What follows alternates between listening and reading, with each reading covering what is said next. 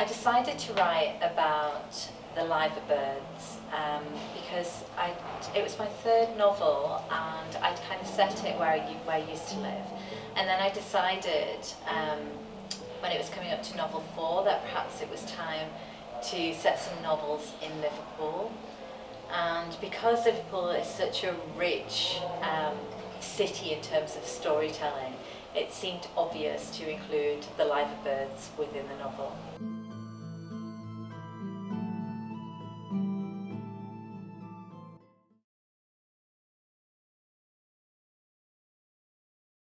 So I started researching Liverpool as a city to kind of try and get some ideas of a story that I could tell, and something that hadn't been done as well. So when I was researching, I had the liver bird myth in the back of my mind. And then I came across some research about the Beatles' roadie called Mal Evans. And obviously everyone associates with Liverpool the liver birds and the Beatles. So it's like, okay, is there any way that I can combine those two aspects? And Mal Evans hadn't really been written about. So Mal Evans, at the time when I was researching him, when he died, basically his archive, so his collection of things from his time with the Beatles, went missing.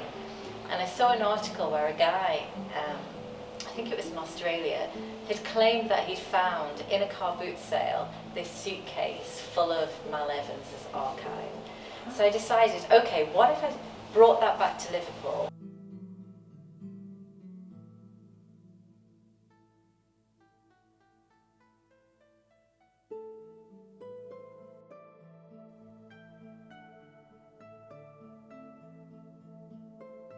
If I'm thinking about an intended message, a decision to include the myth into the story, I think Liverpool as a city being so rich in storytelling, and this idea of passing on these stories through generation.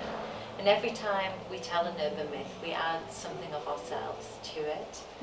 And I think it was about this sense of wanting to belong, wanting to add to the history of the city.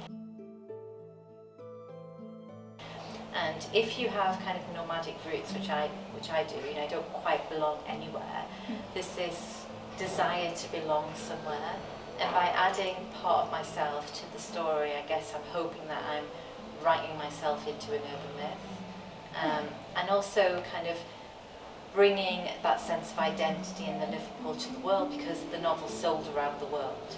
So I kind of added to the urban myth, but then also made other people around the world, informed about the myth as well.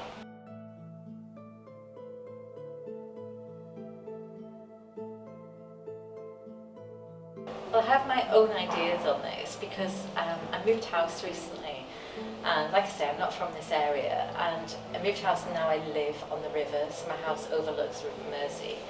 And so I did do some research, and I found out that King Henry III, when we were looking at trade seals for the city, they wanted like an emblem, they wanted something that would represent the city. But every day when I look out of my window, I see cormorants. There are 4 of them that nest just outside my house. And so obviously if they've been here for generations, then it made sense, they're on the River Mersey, for them to be the bird for the city.